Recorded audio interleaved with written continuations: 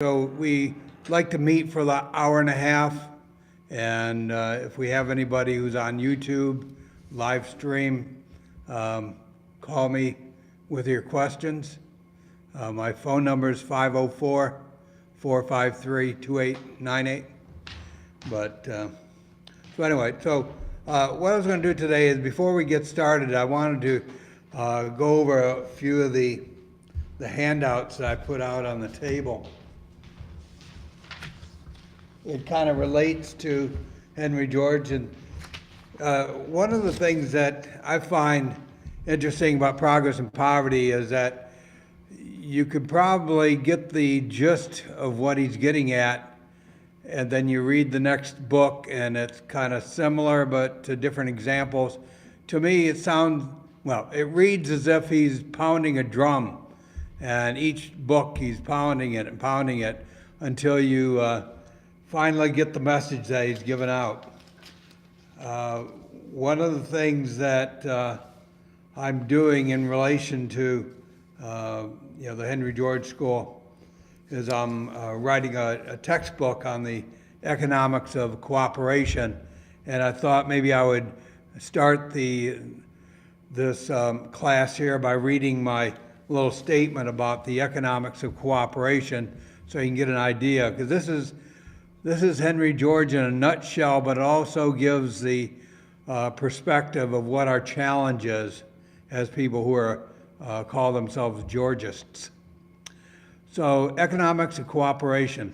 The current system of taxation is based on the philosophy of comedian W.C. Fields, who held that a sucker should never be given an even break. If you have to ask yourself if you are one, you likely are. Suckers are duped into giving up wealth to another through theft, robbery, chicanery, or confidence plays. When 100% of ground rent is not collected for the provision of socially desired infrastructure, asset services like water, sewage, education, police, we are all suckers to those who abscond the ground rent. Henry George was far-thinking when he advocated ending all taxes, save the tax on land, as that is sufficient in a thriving urban metropolis to pay for all such infrastructure asset services, including, for example, education, fire, police, security, water, healthcare, roads, bridges, transit, buildings, and sewage systems. Without an income tax, a job paying $15 an hour may be enough to buy a home, apartment, co-op unit, studio, or even better, a community land trust housing unit. People now struggling, forced to give up a third of their income in income taxes, who could become an individual landowner unless they are a member of a nonprofit CLT, community land trust, themselves, thus eliminating the landlord middleman, while acknowledging the need to service the mortgage debt. Who would pay wealth forward directly to the authority that provides the desired asset services? We thereby end the stranglehold of landowners who keep suckers from enjoying natural opportunities through blocking access to land, air, water, and other social commons. The challenge for the Georgist is devising a policy making possible a revenue-neutral swap of income tax and land tax. That's the statement on economic cooperation. I'm going to expand that into a full book by the end of the year. The other thing I got on the table before me, I'm not going to go over all of them, but I'm going to go over them on, I guess, for the one that I'm going to introduce, which is kind of new. It's called O&M spending flows. And for the people watching this on archived for this class number 8, what you do is find the website, look for the slides, and then you can follow along.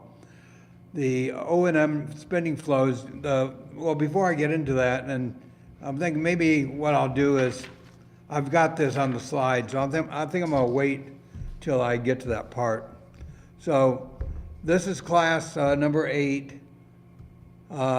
one of the things I think it's important to keep in mind is that Henry George makes socialism superfluous because gaining the ground rent, we allow a lot of the things that we need to have as a socialist might desire. We have the income stream to provide for that, whether it's health care, education. On slide 3, progress and poverty is based around these scientific findings that Henry George makes. And this is something he goes through quite often, that not only rent but wages depend on the margin of cultivation or the margin of manufacturing, the way he describes it. Rising, that rent and wages rise as, let's see, depending on the margin, rent rises as it falls and falling as it rises. So we're talking about the marginal cultivation. So if you're at the margin, as that falls, the rent falls. It kind of makes sense when you have something that's less desirable. Wages, the same way, falling as it falls, the marginal cultivation. But interest, on the other hand, depends on the marginal cultivation, falling as it falls and rising as it rises. So as the margin increases, where you have more productivity, more desirable places to live, the interest rises, the return on capital. So we got the rent and the wages and the interest covered. So that was slide 3. One of the things I found interesting is this is on page 380, so we're in the current text that we're talking about today, that Henry George says it's paradoxical that the emergence of liberty from feudal bonds has been accompanied by a tendency in the treatment of land to a form of ownership which involves the enslavement of the working classes. So in this apparent liberty that we all have, getting away from feudal conditions, we find ourselves in a virtual enslavement of the working classes because of the who owns the land and what we can do and not do because we're not landowners. So I'm going to leave a lot of these slides in the lecture packet, but I'm going to move on, and people who have questions about any of these slides can get a hold of me. But I go into some of these earlier in the lecture series, like in class 1 or 2. I'm going to repeat the discussion on this, the hope crisis continuum, because I think it's a useful device to understand what we're trying to get at. If you look at the slide number 13 in the packet for this class, you'll see a diagram with hope in blue and crisis in red. And the idea is that if you move from left to right, you're moving toward this apex, which I identify as a single tax threshold, if we can implement this in society. As you move toward this, you're going to mount increasing crises. People who are bought into a current way of doing things don't want to change, but without that struggle, you're not going to achieve what we call in the Georgia circles a single tax threshold, where we can acquire the 100% of the ground rent.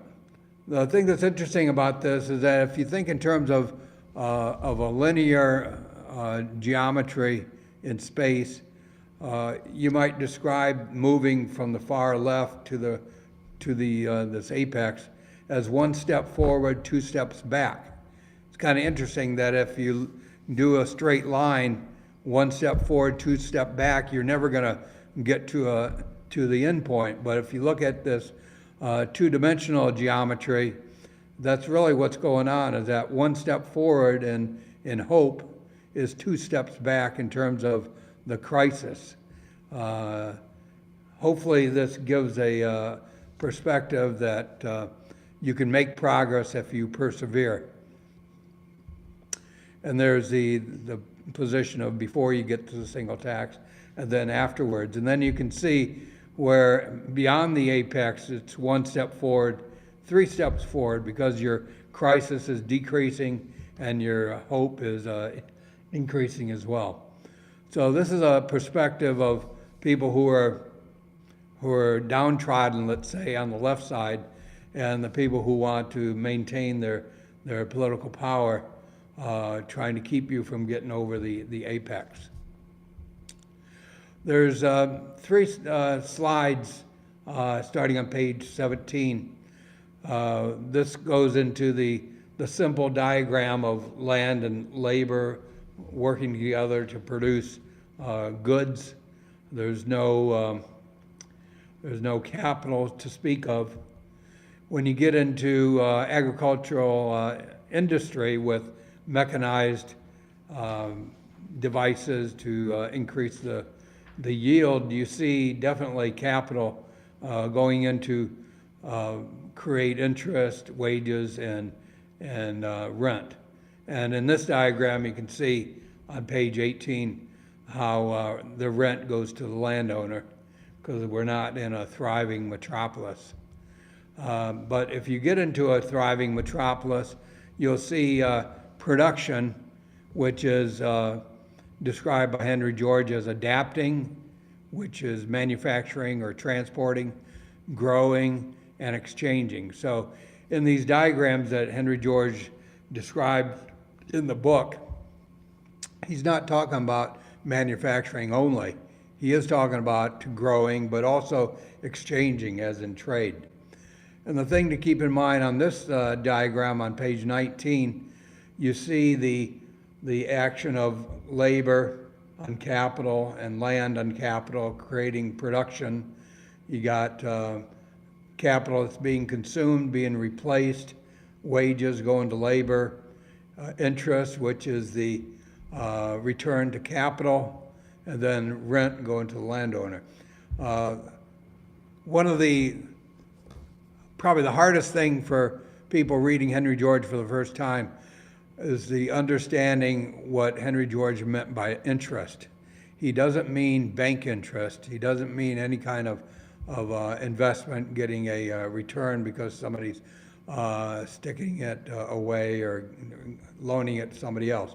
Interest to Henry George is simply the return to capital.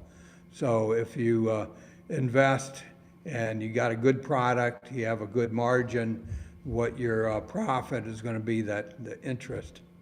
It's not that hard, but it's confusing to people who are used to the common day use of the word interest. And on page 20, this is probably the most important diagram in the whole course, because it's what Henry George himself laid out as the flow of the economy.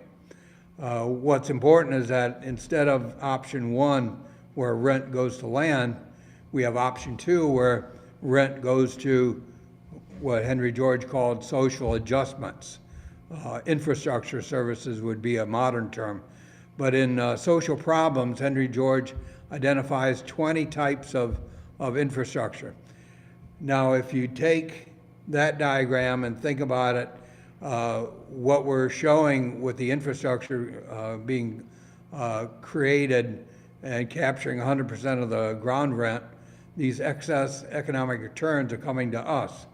What I call and Eleanor Ostrom would call a common pool collective, the community.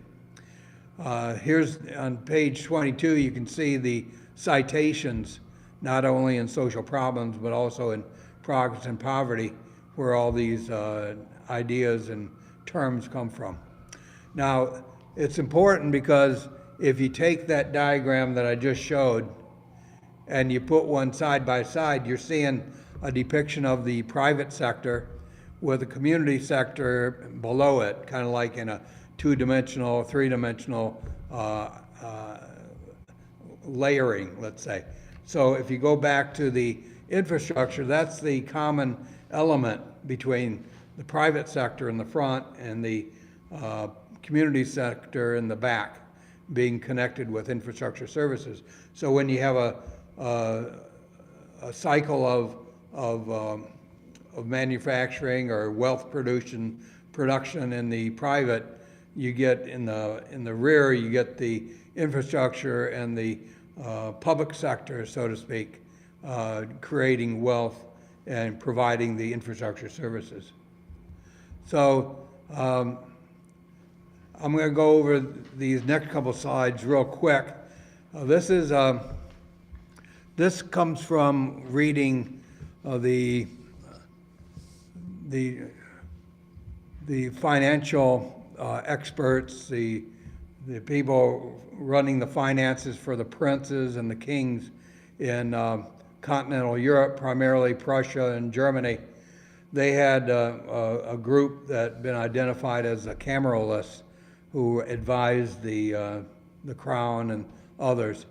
But they had this terminology called, if it's revenues, you got mediate revenue or immediate revenue, where the immediate is the private funds from primarily rich people, which back in the 15, 16, 17, 1800s, long period, people who had some wealth had an obligation to share it with the community. And that was really where a lot of wealth came from to run society. On the other side, you have the outlays, where the X is the ongoing services, but Y is outlays for war, outlays for bridges, things to keep the country together. So there's this idea of ordinary expenses and extraordinary expenses. And that's really the diagram that is described throughout the writings of the cameralists. A good book is one by Albion Small, written in 1909, where he shares the history of the 400 years of cameralist practice. Now, what I do in my diagram here, and this is something that I'm putting in a standard for infrastructure, where I divide the revenue a little bit different. Instead of A, I've divided it into C, D, and E, which are different portions of the revenue pie. And then you look at outlays, you've got the W and Z instead of Y. And what you can see is comparing side-by-side revenues and outlays with the interior pie slices being part of the capital expenses. If we look at the operations, maintenance, and monitoring flows, you see the E and the B go into the X, and these are for the day-to-day operation of collecting garbage, teaching kids, police, stopping people for traffic tickets.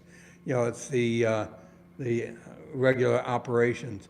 But if you get into capital spending, this is where it's very interesting, because you can see the effect of land value capture, where you start off with W up on the top, being the loans or the credits or grants that might be given to a city or a private sector organization. And then C is where you perform the capital investments. D are the returns that come because of the capital investments, might be from tolls or other type of expenses. B is again the income tax, if that's how we generate income. And then E is primarily the land value capture. So you can't have an element of land value capture that's not related to the capital expense that goes to pay off the original grant or the credit that's been issued.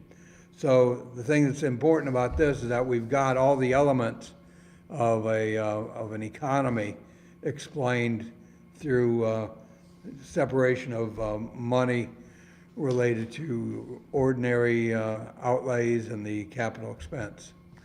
So that was very quick. I wanted to cover that because there's a lot of, I think there's a lot of questions that always comes up about where Henry George comes in terms of the flow of wealth and money.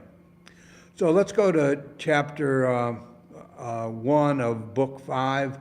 This is slide 31 in your on the web page. We're going to be talking about the primary cause of recurring paroxysms, and then the persistence of poverty amid advancing wealth. So I'm going to start today's class by reading on page 393 in book 5. The results of private property and land, the effects of a principle that must act with increasing force. It is not that laborers have increased faster than capital. It is not that population is pressing against subsistence.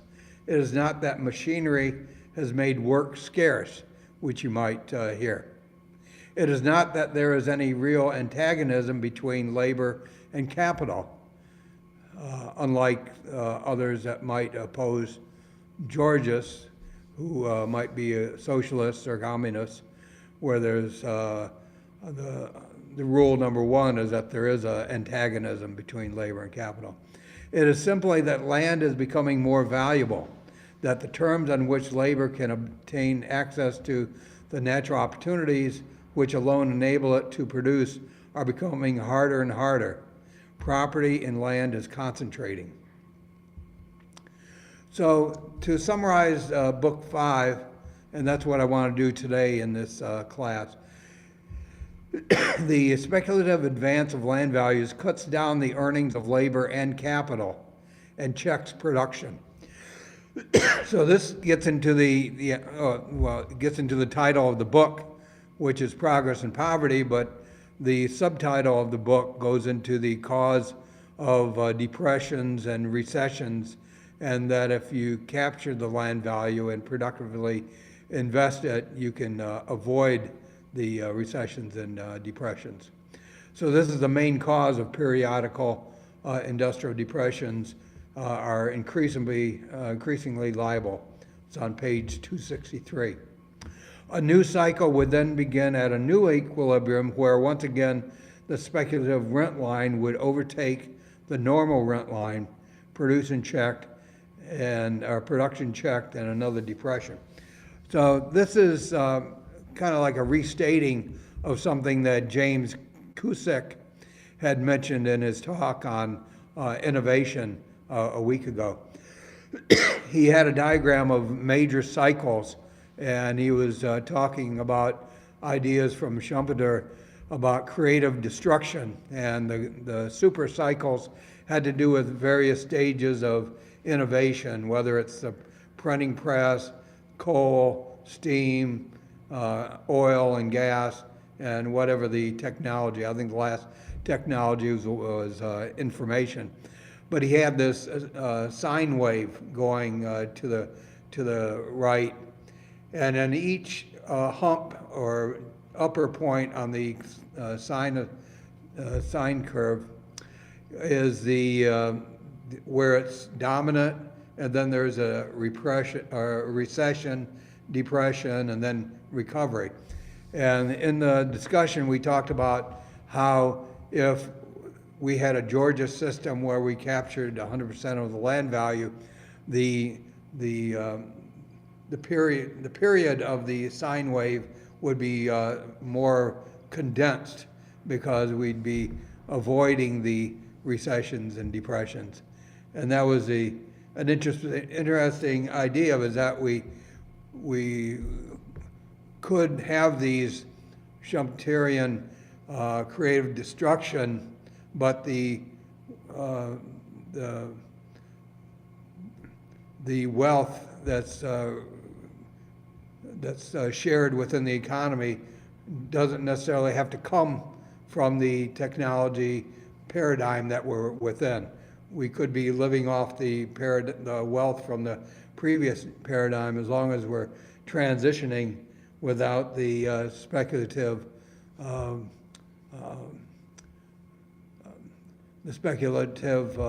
wealth that's keeping the cycles being in a periodic depression. So, as I said earlier in the economics of cooperation, we are such suckers for the cycle because historically they came every 70 years or so. So there's this idea of generational myopia. Progress and Poverty was published 7 years after the 1872 worldwide depression, which is described pretty interestingly, which we can go into if there's questions about what the reason for that is. The fact that the Georgia structural reform was not adopted in 2007 and 8 suggests that the last recession is not really dead, that the speculative advance of rent is still advancing. And I'm reminded of the figure that I read recently that the United States has $22 trillion worth of monetary value, primarily within the derivatives market that might at some time hit the wall similar to the 2007-8. So this is the importance that even after 140 years of Henry George writing Progress and Poverty, we're still learning that he had the message right and that everybody else is trying to ignore the basic truths in the Progress and Poverty. And that's really why it's important that we're covering this book so people can relearn or learn for the first time some of the wisdom of that person that we hold dear. So let's be clear for what this speculation concerns. It is not speculation in things as in a mismatch in supply or demand, as that can be settled much like the action of a flywheel. And this is Henry George talking on page 274. This is slide 35. Rather, it is speculation in land. The speculation is expressed as rent. To blame this otherwise is like blaming an ocean's low tide on the withdrawal of a few buckets of water. So one of the reasons for reading Progress and Poverty is that if you skim it over or maybe read the abridged version, you don't get these analogies, which are very valuable. So also looking at, it's the last slide 36 on book 5. Society, especially laborers, should be advocating the increase in productive power of labor. That's page 282. This includes growth of population, increase and extension of exchanges, discoveries of science, the march of invention, the spread of education, the improvement of government. Now, notice that he talks about improvement of government. He's not talking about smaller government. He's not talking about bigger government. It's just right government, improvement of government so that it can be effective and create the infrastructure, the social adjustments that are needed as the years go by. Also, he talked about the amelioration of manners, and he considered those as material forces. Kind of interesting moralistic idea there, amelioration of manners, page 283. However, if speculation in land is not checked, the day of reckoning awaits to drain away all these increases.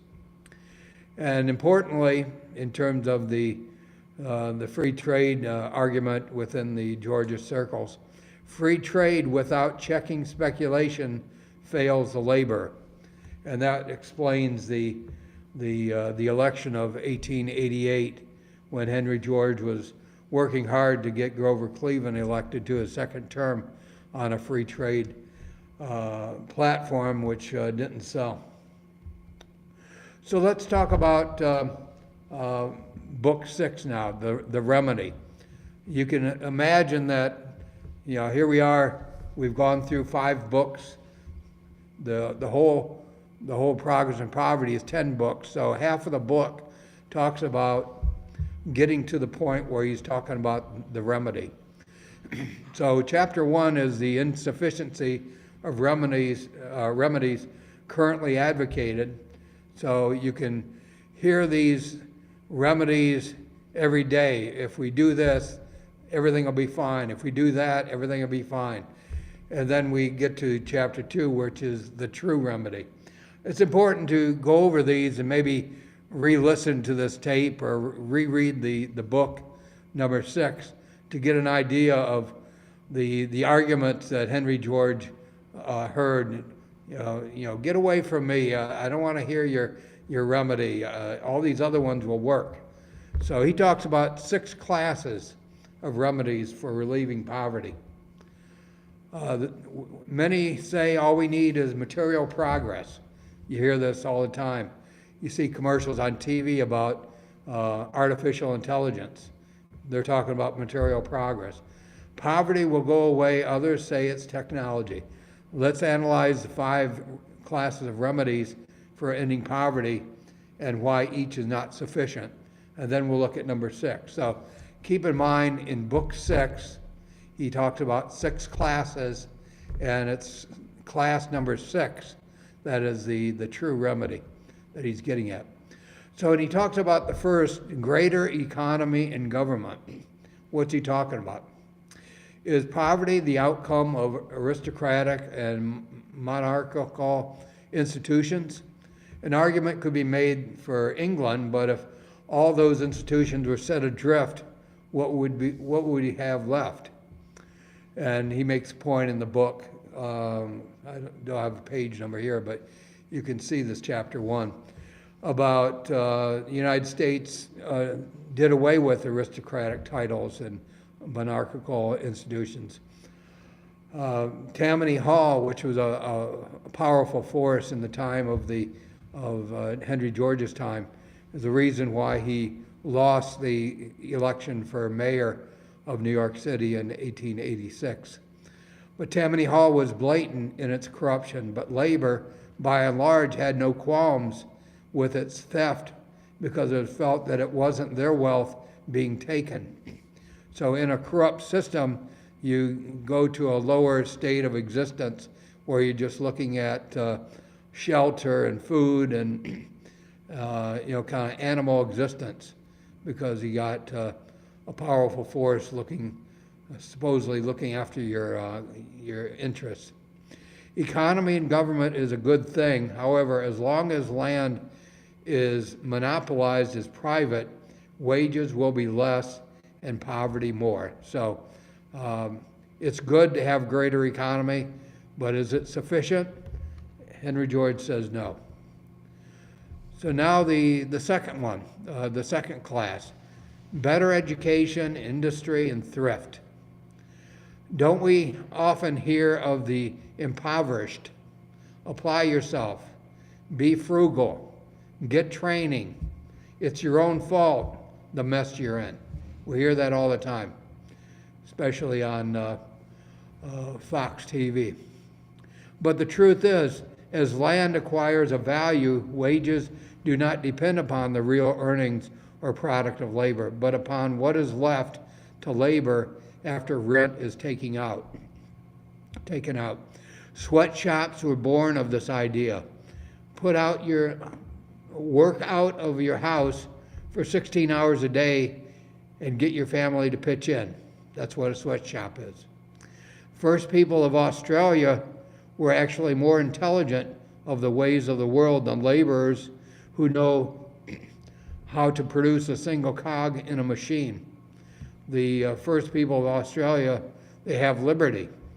So he's not wishing that we all go to primitive lifestyles, but the effect on labor of being ground down to the point where all they're doing is making single cogs in a machine, that if we would increase our intelligence, we'd not only have a better labor, a better wage, but we'll also have better liberty in terms of having a role in society.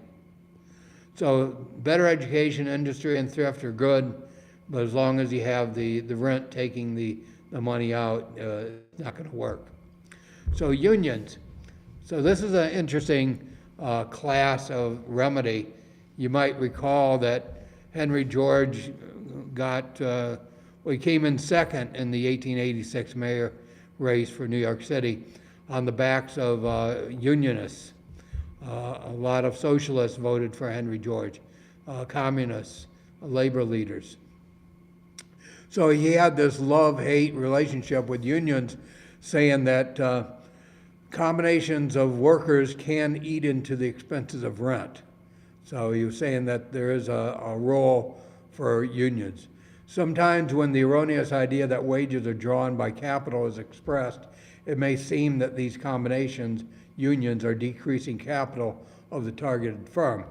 But this goes back to the idea early in the class about where wages come from. Wages come from labor, and it's something that a Georgist should never forget. The gain or loss is relative. It disappears when the entire community is taken into account in terms of union activity. But he says, however, in the long run, these combinations are destructive, as is war. They are destructive of wealth and freedom.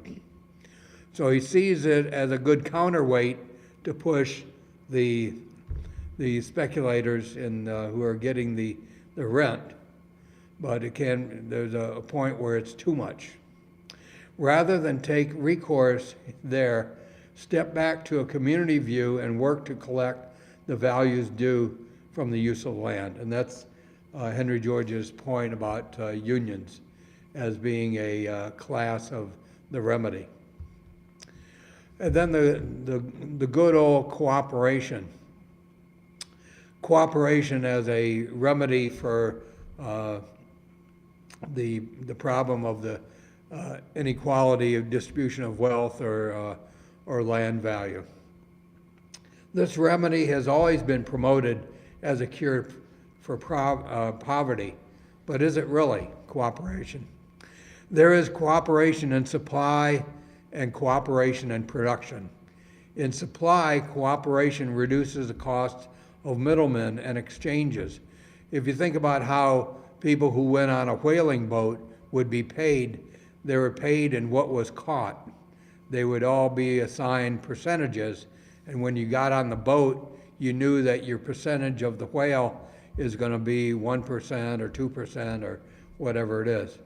I think the cabin boy got a very small percentage, but at least he knew that if something was caught, he wouldn't get paid. In production, cooperation substitutes proportional wages for fixed wages, like I just said about the whaling industry.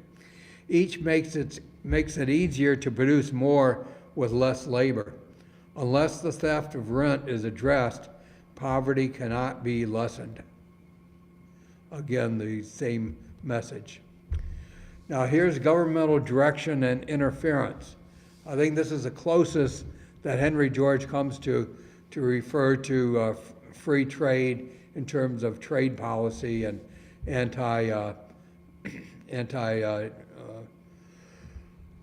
protectionism with tariffs. So just the idea of regulation in George's time was called socialistic. So just finding a maladjustment, the way Henry George would say, and coming up with a regulation to fix it was called socialistic. So absent governmental direction is individual freedom. He opposes a graduated income tax in this remedy here. But I put a point here on page 44 that we're on right now, that one of the failures of the single tax movement in the early 1900s, 1910s, was the support for the graduated income tax. I think what I gathered from reading is that there was throwing in the towel of ever getting a single tax passed, so they thought it was the best they can do. And so we've been saddled with the income tax ever since 1913. And if you wonder how the government was paid for, there was things called revenue tariffs that paid a lot of the government expenses. But in terms of governmental direction and interference, he says the state of society cannot be manufactured. It must grow. It's an organism, not a machine. So governmental direction needs to be there. There needs help. But you're not going to get the remedy that Henry George talks about unless you attack the theft of the ground rent. So this is the number 6 class, the solution that Henry George goes over again and again throughout the book. Is on slide 45. As we've been saying from the beginning of this course on progress and poverty, a just distribution of land goes after the source of wealth that society creates. Let's recover what is the community's to have. No remedy is worth considering that does not fall in with the natural direction of social development and swim, so to speak, with the current of the times. So my comment was, as we are seeing with the left turn of many Democrats in today's politics, is George's thought the current of the times? And I say, what are we waiting for? I say indeed that George's thought is the current of the times, and we just need to be savvy at how we achieve a Georgia solution. So that was the book 6, chapter 1. So he goes into that the 6th class of remedy, and he calls it the true remedy. And this is slide 47.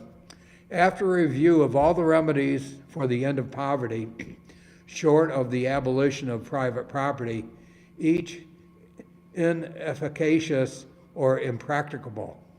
Poverty deepens as wealth increases. Wages are forced down while productive power grows, because monopolized land is the source of all wealth.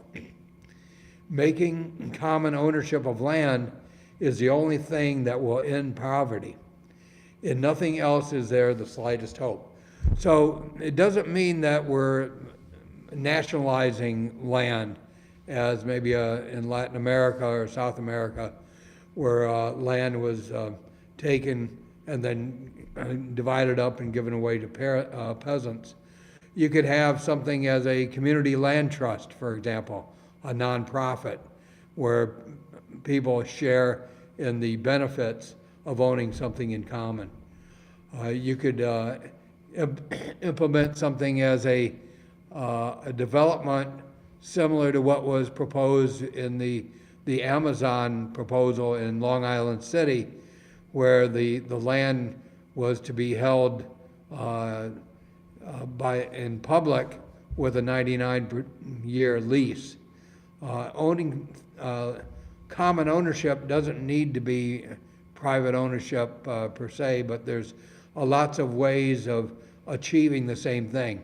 The single tax, for example, is a system where people own possession of land, but the value of the land is acquired by the government for the payment of the infrastructure and the other goods.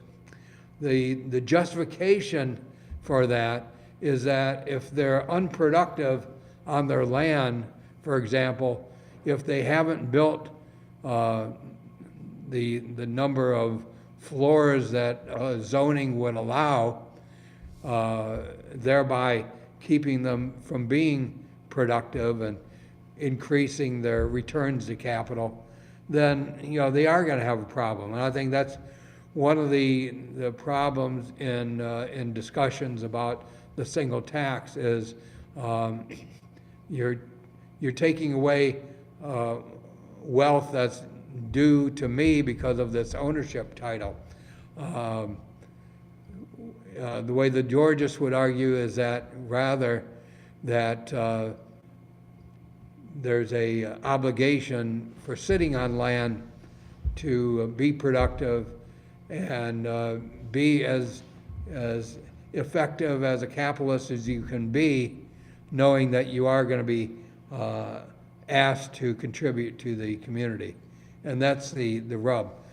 I think what happens is that sometimes the capitalist might not be very cost effective in what he's doing in his capital operation, and counting on the ground rent to make up for his inefficiency.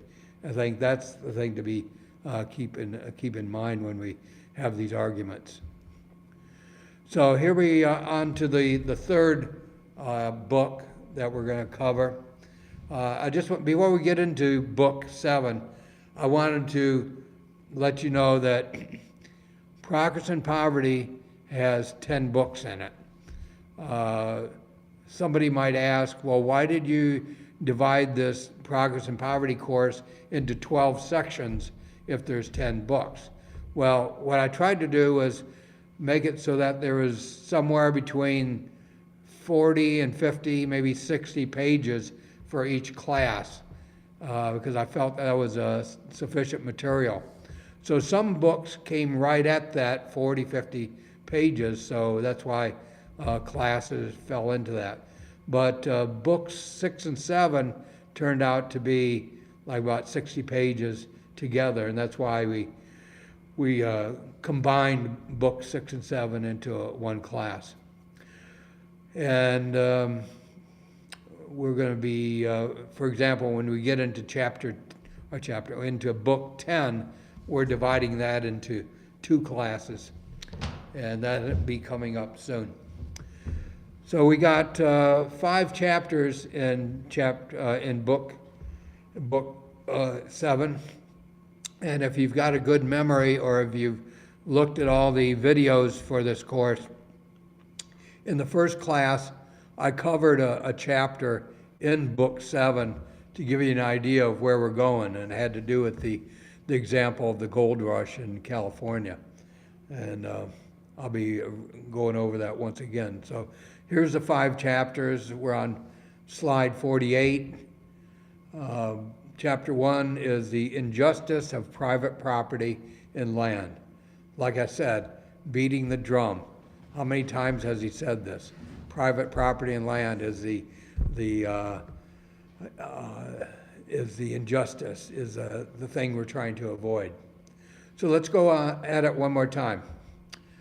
Slide 50. Private property and land must be abolished. It's a violation of the supreme law of justice. These are on page 333 and 341. So we understand where he's getting at. I think he was very idealistic when he started writing this. He describes later about there's no need to take over possession of land. We just take over the land value. Admitting the right of property in nature is to deny the right of property in the produce of labor, because if the rent gets it, labor has less left. They have less of the pie to claim. It is not an issue of movable or immovable. It's whether property is the produce of labor or the offerings of nature between wealth and land. This is on page 337. So Malthus recommended praise of property and land, that landowners have a better right to existence than others. And this was the primary reason why Henry George was so adamantly against Malthus and his population thesis, that there's certain people that have a better right to existence. Also in chapter 1, in nature, there is no fee simple in land. And just so that we don't leave that idea, I went into dictionary.com and found that fee simple in land means a permanent and absolute tenure of an estate in land with freedom to dispose of it at will, especially in full fee simple absolute, which is a term. A freehold tenure, which is the main type of land ownership that we have. This is all on page 339. So he makes a point that in nature there is no fee simple in land. Maybe going back to the first people's idea of, and this is, I guess before we go on, I found it interesting that Henry George talks about first peoples in Australia, but he never really gets into first peoples of America. In fact, there's some parts of the Progress and Poverty where he acknowledges that Native Americans need to be pushed away, which is something that I think Georgists need to look at in terms of justice and ethics. But anyway, it's a fact. And while we're going through the book, we need to point out good and bad things. Material progress is good. This is the injustice of private property. So material progress is good, injustice of man is bad. Page 341. Nature provides for all men and women. In conquering land, rights do not oblige, but creates a force to compel others what to do. Thus they have the power, but not the right.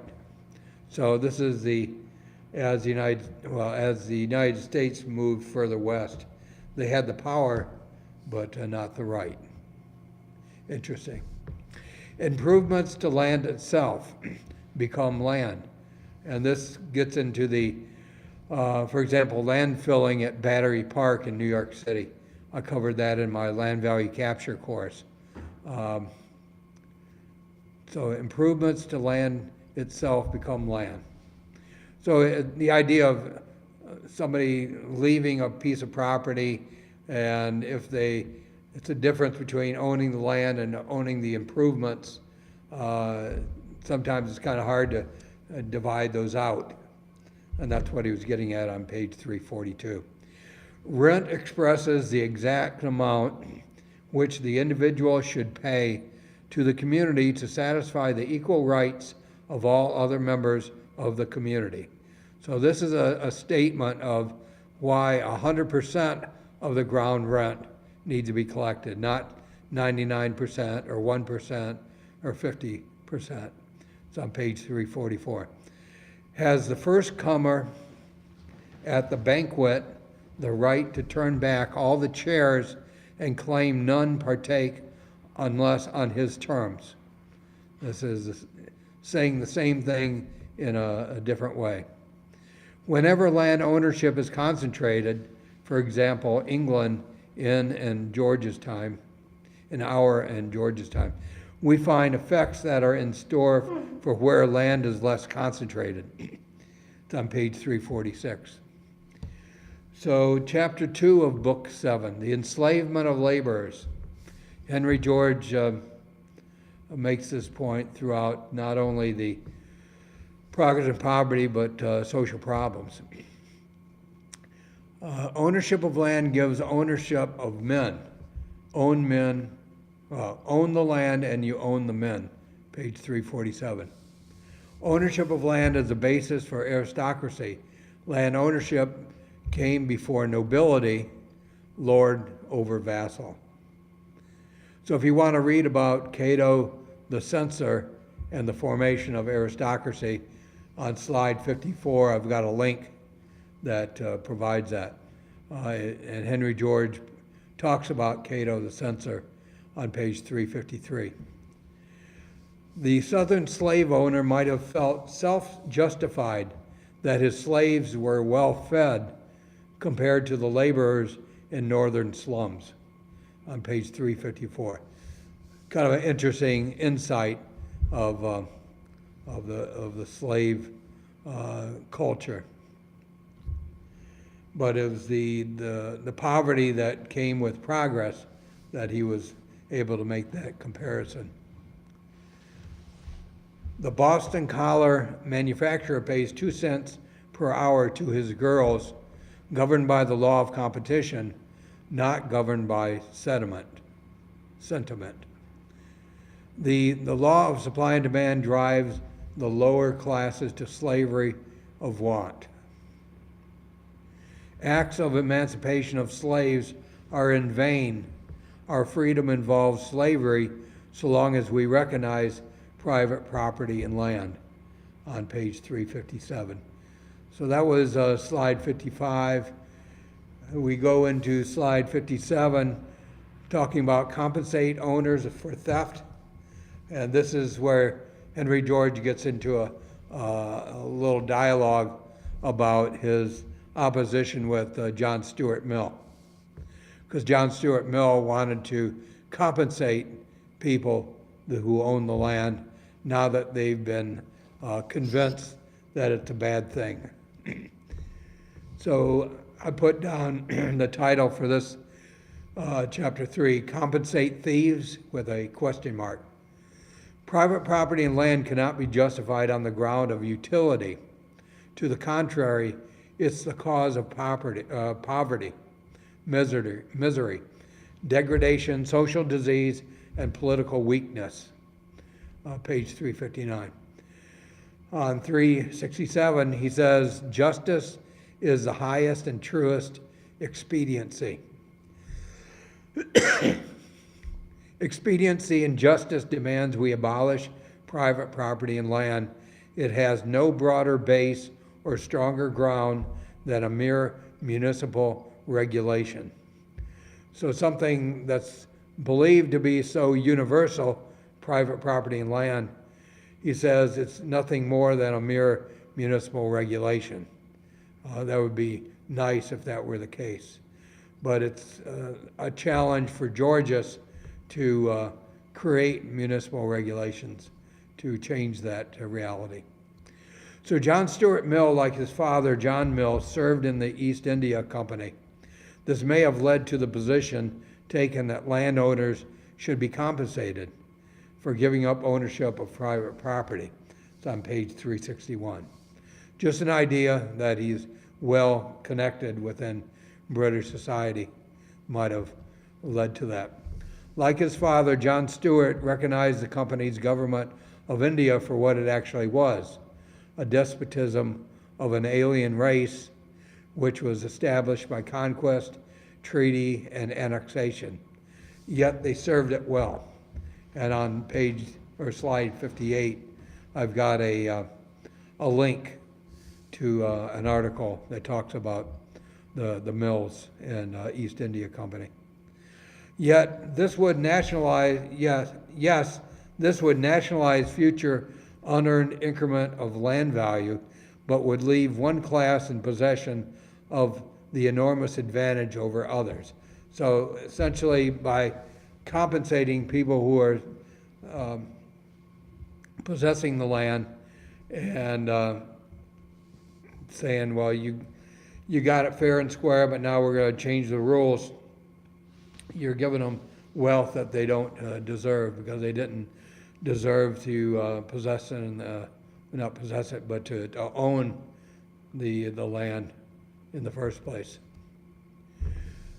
So going on, chapter 3, justice in men's mouth is cringingly humble when she first begins a protest against a time-honored wrong.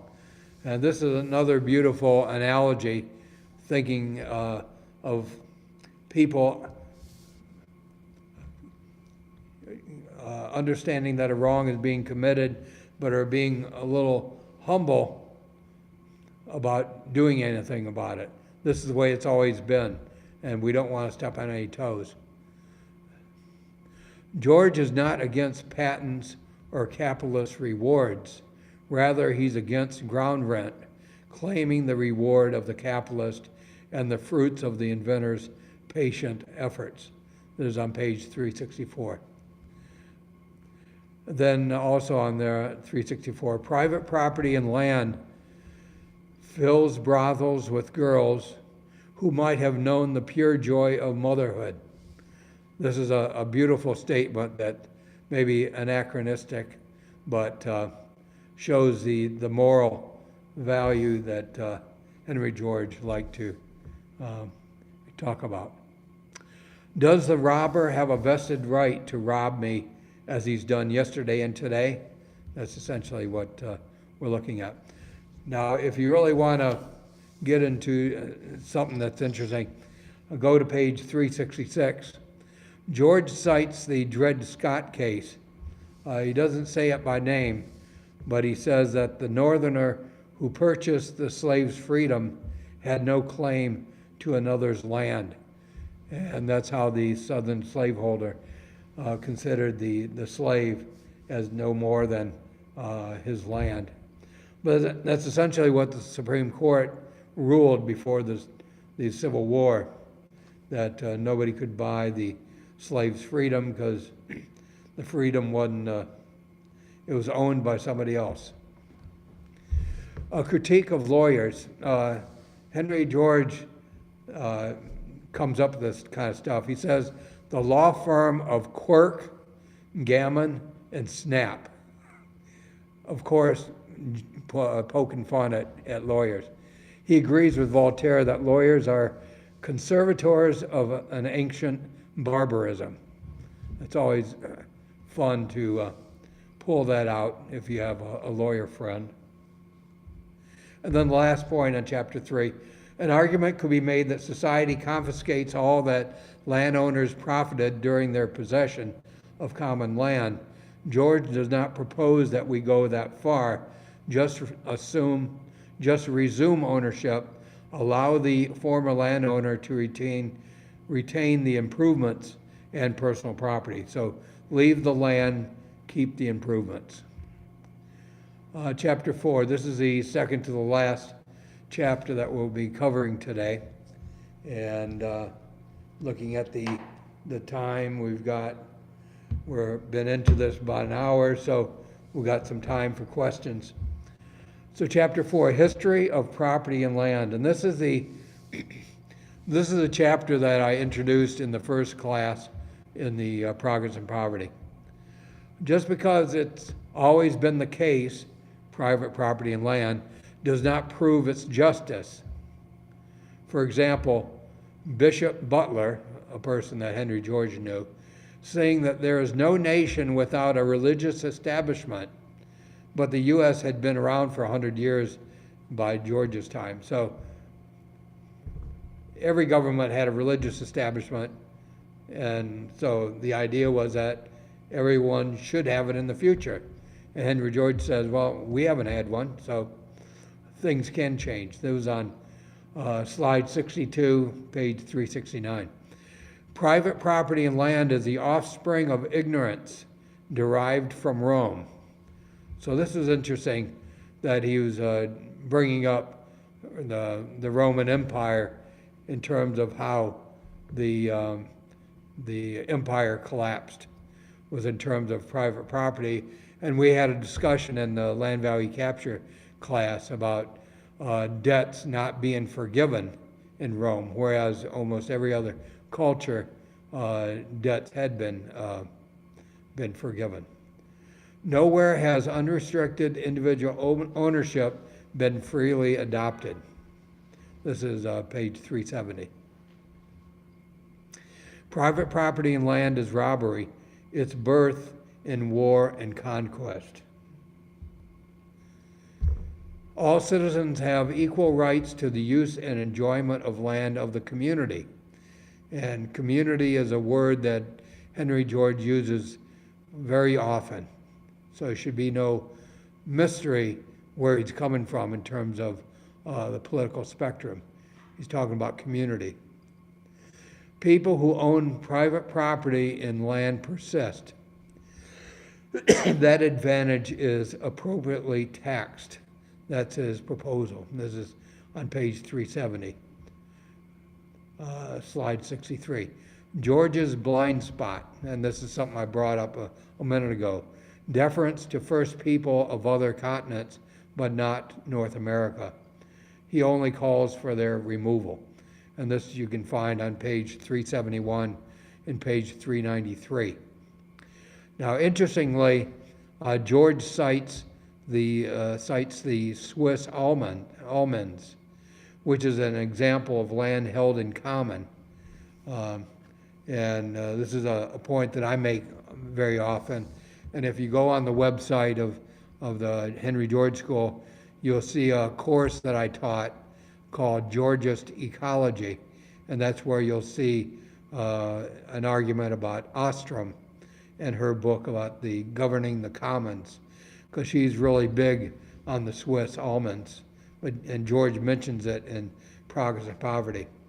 Eleanor Ostrom wrote about the Common Pool Resource Management System, or Common Pool Resources, and the book that I'm writing on the economics of cooperation gets into how ground rent is a common pool resource. It's something that we need to recognize and capture. So if you want to find out more about the Swiss almonds, I've got a link on slide 63. Interesting analysis of the fall of Rome, that a rotten Rome had been propped up by the healthier life in the frontiers. So there was less of an effect from the center of Rome on the frontiers, until such time that the rot consumed the fringes of the frontier. Is that what we are seeing today? So on page 373 and 374, where maybe Wall Street might be dying of rot, where ground rent in terms of investment value containing speculative advances. So in the heartland is at the fringes that hasn't been caught up yet. So it's a question. The idea of right is ineradicable from the human mind, can't be eradicated. That even with pirates and robbers, there's space about what's right and what's wrong. It's paradoxical, and I mentioned this at the beginning, it's paradoxical that the emergence of liberty from feudal bonds has been accompanied by a tendency in the treatment of land to a form of ownership which involves the enslavement of the working classes. This is page 380. And I would say that it is paradoxical. Slide 65. Political economists mistake the oppression of workmen as a pressure of natural laws, and workmen mistake it for the oppression of capital. So this gets to the heart of the Georgist theorem, that it's a mistake to call the oppression of workmen as a pressure of natural laws or the oppression of capital. 30,000 men have the legal power to expel the whole population from 5/6 of the British Islands. This is on page 381. So this is a similar argument about how much of the world's wealth is held by the upper 1% or the upper 1/10 of 1%. So it hasn't changed much.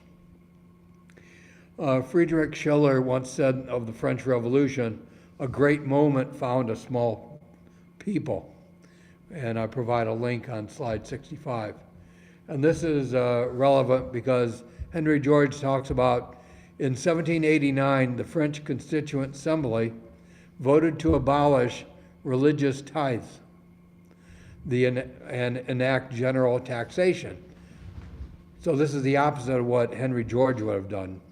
Because in the tithes, the church was doing community work as a condition on which they held their lands. When everybody contributed and landowner was less, with everybody then contributing, landowner was less obligated to do anything. So Henry George thought that the tithes that were paid to the church was obligated to do something in return. Same way with ground rent going to a government, they'd be obligated. But when it was general taxation, people didn't see where the money's coming from and where it's going to. So in the last chapter, before we get into the questions and answers, the U.S. experience in the property of land. We slipped into accepting private property and land because of its being plentiful land. We could not sense the future evil of monopoly ownership. We have plenty of unfenced land. That was page 388. In the California gold rush early days, primitive ideas of community land ownership prevailed until the passage of a law permitting the patenting of mineral land. So in the early days of the gold rush, the person mining, panning, could only claim the portion that he was working. He could have a family working side by side, and that would be okay, but they can't claim some other portion that's left idle. Kind of a common pool relationship of that Ostrom talks about. In that system, nobody could acquire more than a possessory claim. Nobody locked up natural resources. Labor was a creation of wealth.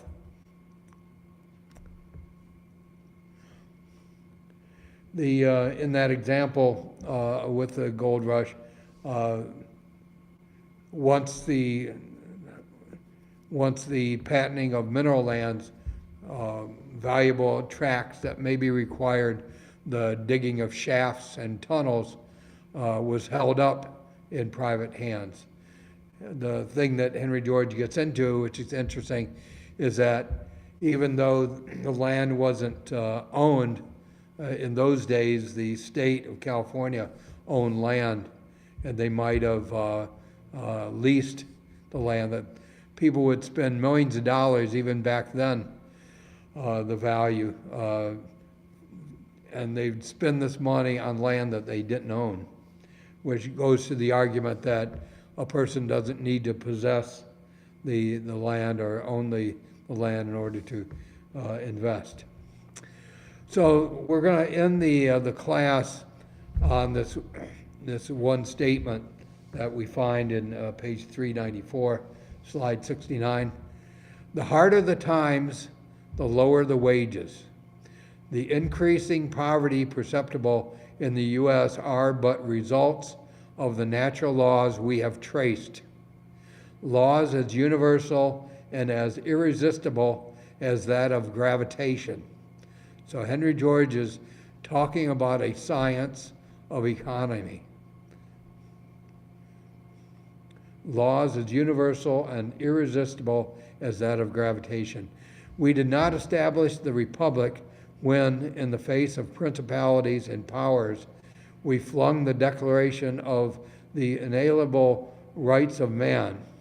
We shall never establish the republic until we practically carry out that declaration by securing to the poorest child born among us an equal right to his native soil. We did not abolish slavery when the 14th Amendment was ratified. To abolish slavery, we must abolish private property and land. So I thought that was a good point to end the class and ending the book 7. So I'm going to open up the floor to questions. I don't have any way of knowing if somebody online asks a question. I put out my phone number if somebody is online, 504-453-2898. You can call in, but Warren, do you got a question? Not really. Oh, okay. Sorry. I should have been paying more attention. No, that's okay. But no, it's interesting. It's very hard to come up with a good question. But I guess, no, I'm sorry. Okay, no problem. So, seeing that there's no questions, we're going to close the class number 8, and we're going to be